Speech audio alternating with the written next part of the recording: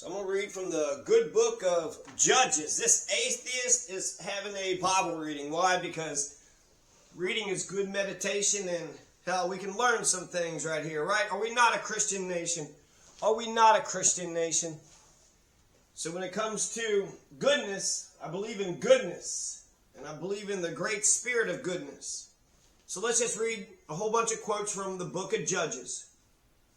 So the book of Judges, chapter 1, verse 4. Then Judah went up, and the Lord delivered the Canaanites and the Perizzites into their hand, and they killed 10,000 men at Bezek. Then Adoni-Bezek fled, and they pursued him and caught him and cut off his thumbs and big toes. Now the children of Judah fought against Jerusalem and took it.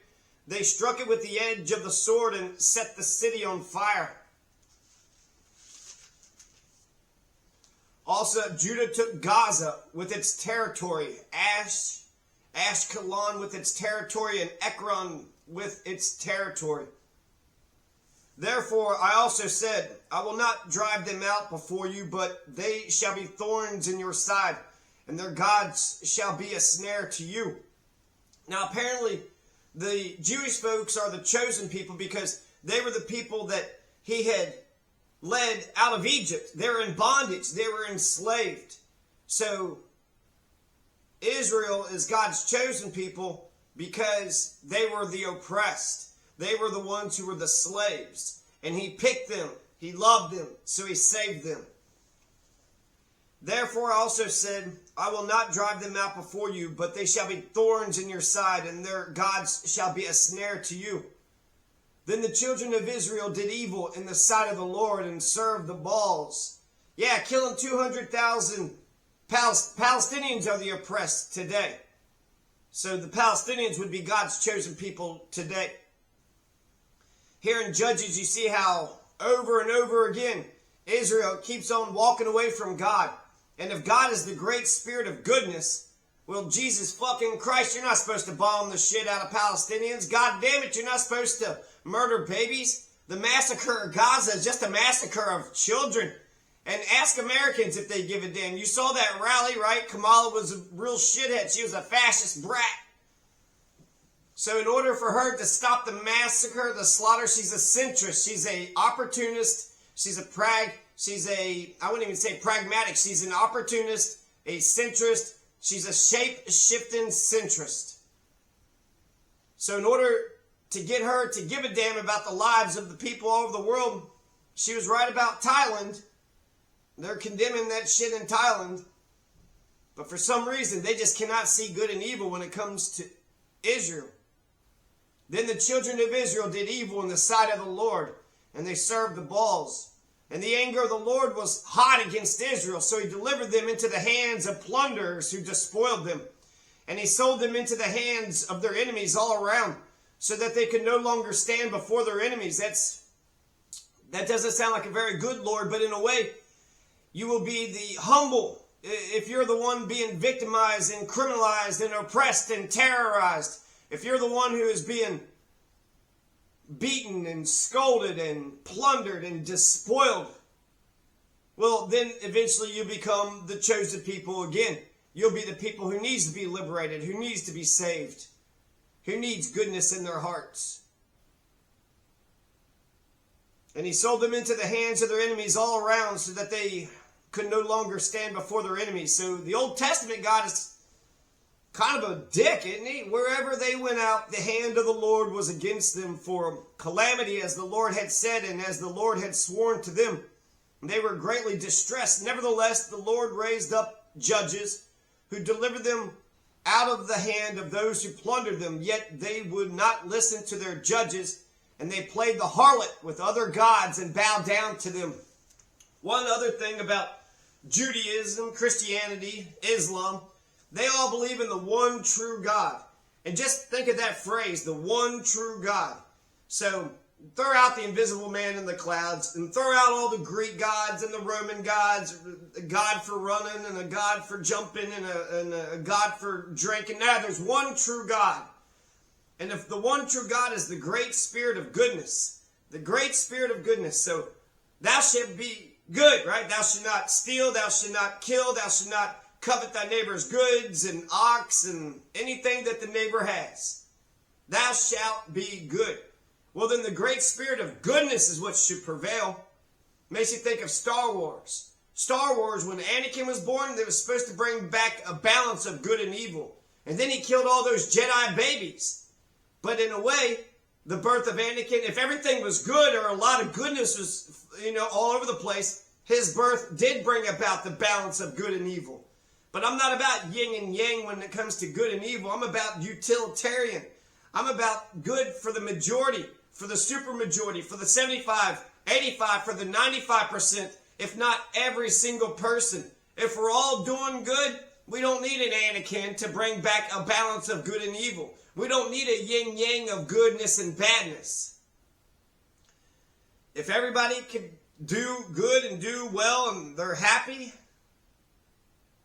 but if you're going to play harlot with the other gods and bow down to them, well then you're just a slave to many masters.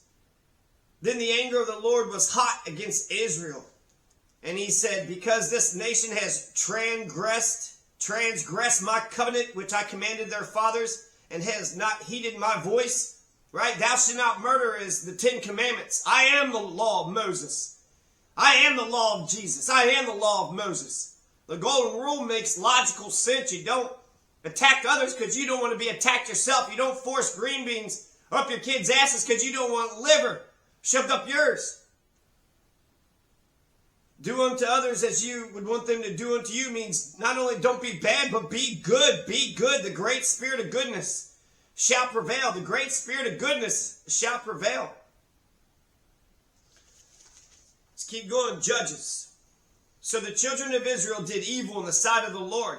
They're killing 200,000 people, mostly women and children. Officially 50,000, right?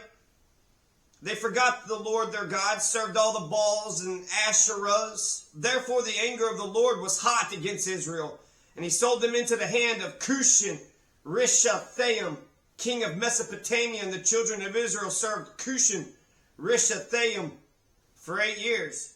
When the children of Israel cried out to the Lord raised up a deliverer for the children of Israel, who delivered them, Othniel, the son of Kenaz, Caleb's younger brother. But guess what happened? Again, the children of Israel again did evil in the sight of the Lord. So the Lord strengthened Eglon, king of Moab, against Israel because they had done evil in the sight of the Lord. Then he gathered to himself the people of Ammon, and Amalek went and defeated Israel and took possession of the city of palms. So the children of Israel served Eglon, king of Moab, 18 years. But when the children of Israel cried out to the Lord raised up a deliverer for them, Ehud, the son of Gera, the Benjamite, a left-handed man. The left-handed man is he's got a secret message for you, O king.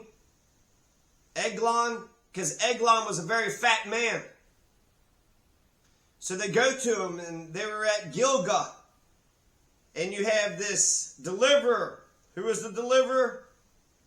Ehud, the son of Gera, the Benjamite, which is interesting. The tribe of Benjamin are going to do some evil shit, and they're going to get it later on. I have a secret message for you, O king. He said, keep silence. And all who attended him went out from him. So Ehud came to him. Now he was sitting upstairs in his cool private chamber. Then Ehud said, I have a message from God for you. So he arose from his seat. Then Ehud reached with his left hand and took the dagger from his right thigh and thrust it into his belly. Even the hilt went in after the blade, and the fat closed over the blade, for he did not draw the dagger out of his belly, and his entrails came out. And at that time they killed about 10,000 men of Moab, all stout men of valor. Not a man escaped. So Moab was subdued that day under the hand of Israel, and the land had rest for 80 years. After him was Shamgar the son of Anath, who killed 600 men of the Philistines with an ox goad, with an ox goad. What's an ox goad? And he also delivered Israel. I got a few things from Proverbs here too. When Ehud was dead, the children of Israel again did evil in the sight of the Lord. So the Israelis keep on being saved. They keep on being saved by the Lord, by God, by a good man who fights the enemies. And then again, Israel just keeps fucking up. Israel itself means struggles with God, whereas Islam means submission to God. And if God is the great spirit of goodness, then you should submit to God. You should submit to the great spirit of goodness. You think there's an invisible man up in the clouds? What, were man not made in the image of God? How can people be religious and be so disrespectful to a Palestinian man, woman, or child? It doesn't make any sense. We're still bombing Palestine today, and it's every fucking day. And we're not just bombing the military people, we're bombing the churches, and we're bombing the hospitals, and we're bombing the schools, and we're bombing the United Nations refugee camps. So the Lord sold them into the hand of Jabin, king of Canaan, who reigned in Hazor. The commander of his army was Sisera, who dwelt in Harosheth Hagoyim. And Jael went out to meet Sisera and said to him, "Turn aside, my lord, turn aside to me, do not fear." And when he had turned aside with her into the tent, she covered him with a blanket. Then he said to her, "Please give me a little water to drink, for I am thirsty." So she opened up a jug of milk, gave him a drink, and covered him. And he said to her, "Stand at the door of the tent, and if any man comes and inquiries of you and says, 'Is there any man here?' you shall say, 'No.'" And then Jael, Heber's wife, took a tent peg and took a hammer in her hand and went softly to him and drove the peg into his temple, and it went down into the ground. For he was fast asleep and weary, so he died. And then as Barak pursued Sisera, Jael came out to meet him and said to him, "Come, I will show you the man whom you seek."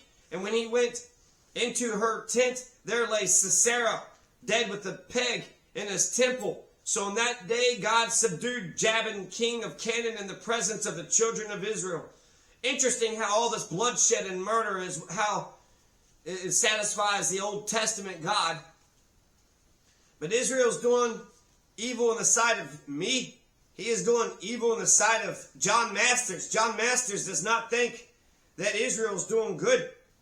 And so in a way, should Israel be made the victim? Because once God delivers Israel into the hands of the plunderers who despoil them, and he sells them into the hands of their enemies all around, so they can no longer stand before their enemies. No, you're a slave, so you got to live on your knees.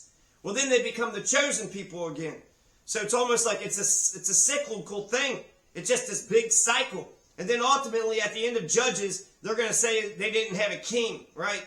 But they kind of had a king, but they would just have a military political leader for quite some time, and then they would go away from the political leader. Chapter 5, Then Deborah and Barak the son of Abinoam sang on that day, saying, "When leaders lead in Israel, when the people willingly offer themselves, bless the Lord. Hear, O kings, give ear, O princes. Even I, will sing to the Lord. I will sing praise to the Lord God of Israel. Lord, when you went out from Seir, when you marched from the field of Edom, the earth trembled and the heavens poured and the clouds also poured water." Chapter 6, Then the children of Israel did evil in the sight of the Lord. So that means just because you're the chosen people, just because you're the Israelis, that doesn't mean you're incapable of doing evil. In fact, we all have a good wolf and a bad wolf in us. Which wolf wins? The one that you feed. The ones that you feed. So as long as every day they fucking wake up and say, "Let's kill more Palestinians," and who gives a shit? "Let's live in the blood of the children of Palestine," who gives a shit? Alex Jones was talking right after 9/11 about how this shit's going to get America nuked. Americans might not know that we're giving fucking billions of dollars. Was it $20 billion we gave them? Usually it's 4 or 5 billion, but we gave them 20 fucking billions of dollars because we support every bit of this shit. We give them fucking weapons. We give them the United Nations protection. And even right now, they just bombed Iran. And so we sent troops over there because Israel bombed Iran. They said it was after a Hamas leader. Other people died, but you broke the sovereignty of the territory of Iran. So Iran thinks that they get to attack back with proportionality, and yet if civilians are killed, then we're going to fucking hammer the shit out of Iran. This shit's going to descend into fucking nuclear war. You know the best way to stop the evil and viciousness and the bloodshed? Stop fucking doing it. You keep murdering and murdering and murdering and you haven't been bombed in the smithereens yet. Be thankful. Thank the good Lord that you haven't been fucking smitten or smite. You haven't been smited. You haven't been vanquished. You keep doing evil in the sight of the Lord. So the Lord delivered them into the hand of Midian for 7 years. So you did evil. No, now you got to be Iran's slave. Now you got to be the Palestinian slave for 7 years. They get to have a military checkpoint for you. And then once you've been a victim for, 7 years, then you become holy again. But you are wicked. The children of Israel did evil in the sight of the Lord. All 2 million Palestinians have been displaced. Every single one. And the hand of Midian prevailed. And this, you think it has nothing to do with Iraq? 1 million killed. So therefore, if a democracy is attacked, then a democracy gets to do all the bloodshed in the fucking world? No, it's got to be proportional, goddammit. 1 million dead in Iraq because Saudi Arabians killed 3,000? That's not fair. That's not proportional. That makes no sense. That person A attacked you, so you attack person B and C, and you attack the shit out of them. Now you see Putin doing the same shit in Mariupol, and now you see Israel doing the same shit in Palestine. Because America led so disgustingly after 9/11, now you're seeing the wickedness of the world being unleashed. Pandora's box of wickedness. The great spirit of goodness. You love. And we want virtue. We want love, peace, justice, joy, happiness. Read your preamble. You don't have any damn virtues? Well, you establish justice and provide for the common defense, and you form a more perfect union. Protect freedom. The whole point of the American government is to protect our freedom. That's one of the 6. Domestic tranquility and general welfare, too. Every man can be a king. Like Huey Long said, every woman a queen and every man a king. But since royalists are bullshit, every man a president, mayor, governor. Every woman a president, mayor, or governor. Wealth, power, the great spirit of goodness. Goodness has got to conquer evil. Goodness has got to conquer evil. We need a chicken in every pot and a car in every garage and a rainy day fund in every bank account. Right now in America, you are 1 paycheck away from being homeless and losing everything that you got. And the hand of Midian prevailed against Israel because of the Midianites. The children of Israel made for themselves the dens, the caves, and the strongholds which are in the mountains. Then they would encamp against them and destroy the produce of the earth as far as Gaza. Gaza, we've been talking about Gaza for a while and leave no sustenance for Israel, neither sheep nor ox nor donkey. Are the Palestinians the Philistines? Or are they the Midianites? Or are they another damn tribe that they keep on? This is so genocidal in a way. But you have not obeyed my voice. Joab, the Abiezrite, while his son Gideon threshed wheat in the winepress in order to hide it from the Midianites. So he said to them, O my Lord, how can I save Israel? Indeed, my clan is the weakest in Manasseh, and I am the least in my father's house. The story of Gideon. So Gideon is not only part of a clan that, the tribe that nobody cares about, but even in his house of whatever, 10, he's the least favorite. The father don't even like him at all. But the angel of the Lord went to him and said, you're going to deliver the Israelites out of the hands of the Midianites. And the Lord said to him, surely I will be with you, and you shall defeat the Midianites as one man. So Gideon went in and prepared a young goat and unleavened bread from an ephah of flour. I'm not sure how much an ephah is. The angel of the Lord put out the end of the staff that was in his hand and touched the meat and the unleavened bread. This is a lot of this stuff. I'm not taking it too literally, because now we're going to kill innocent goats for an angel. We're going to just take a goat and set it on fire.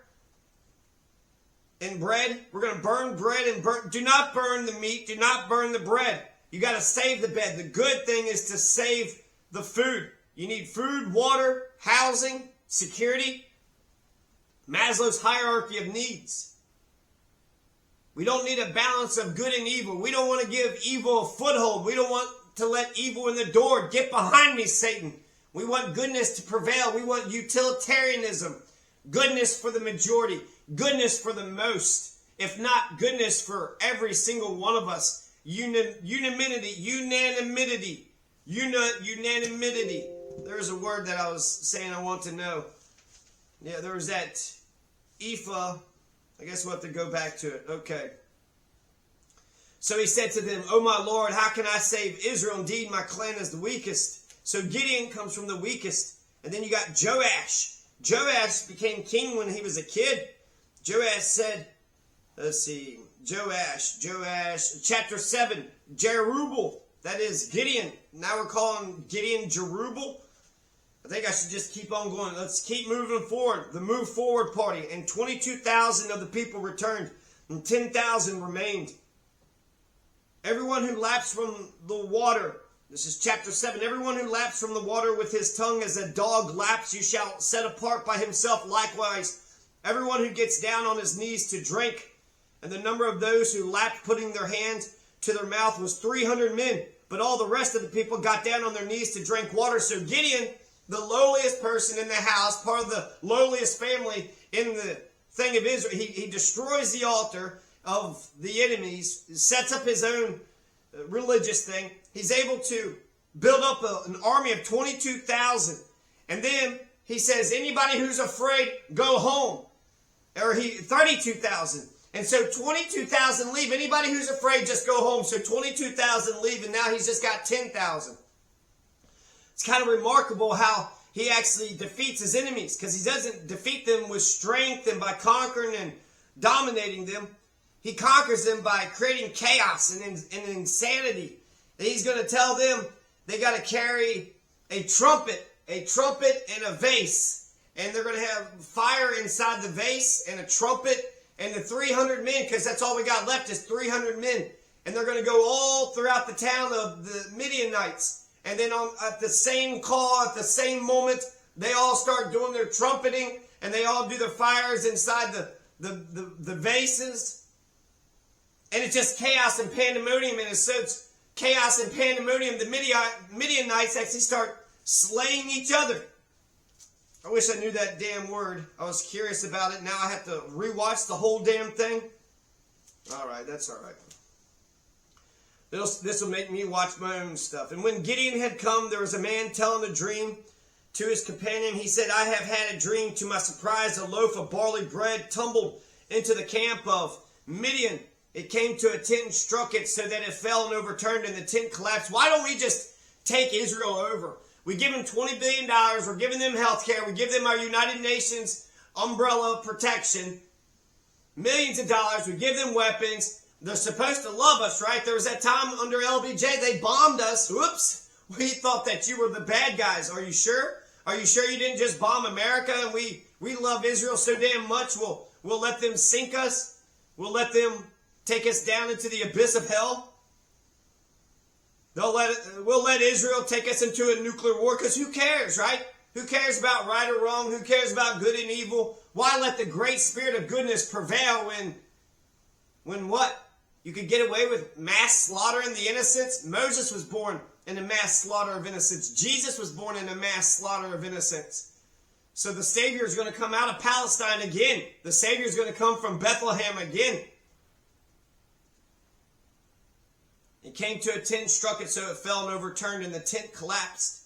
Then he divided the 300 men into 3 companies, and he put a trumpet into every man's hand with empty pitchers and torches inside the pitchers. The sword of the Lord and of Gideon. And then they captured 2 princes of the Midianites, Oreb and Zeb.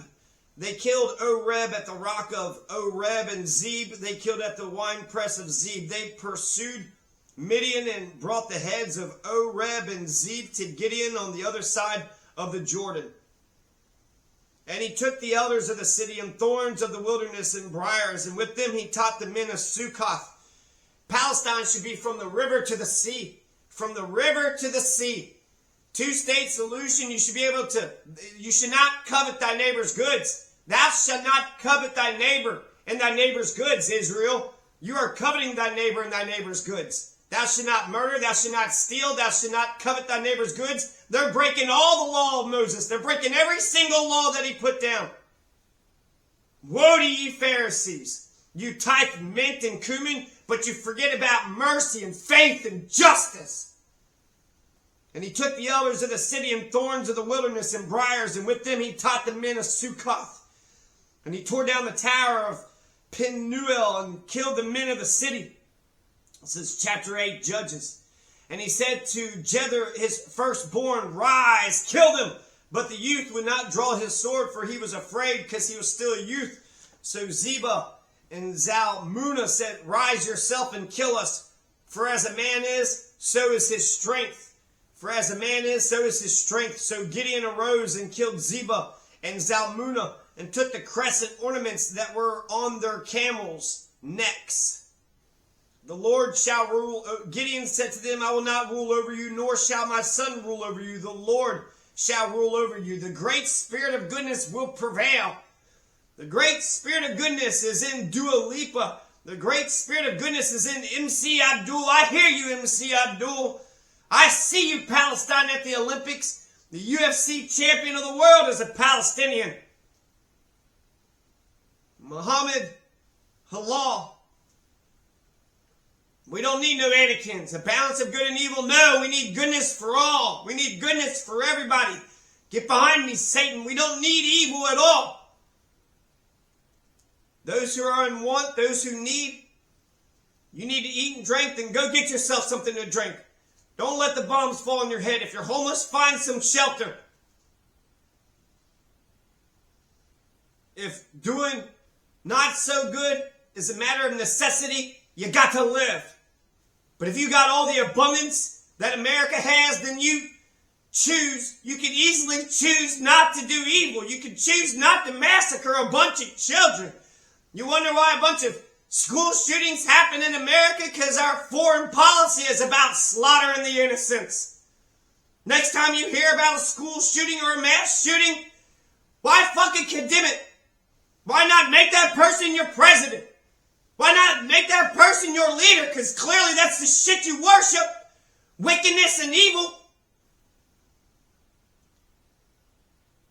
The great spirit of goodness will prevail. I hear that the camo gear is like the siege of Vicksburg. Camo gear is the siege of Vicksburg online. The Lord shall rule over you. The great spirit of goodness shall rule over you. Then Gideon made it into an ephod and set it up in his city. Ophrah and all Israel played the harlot with it there and became a snare to Gideon and to his house. Thus Midian was subdued before the children of Israel, so that they lifted their heads no more. And the country was quiet for 40 years in the days of Gideon. Then Jerubbaal, skip a bunch of stuff. I'm going to end this exactly on 30, and then we'll make this another video.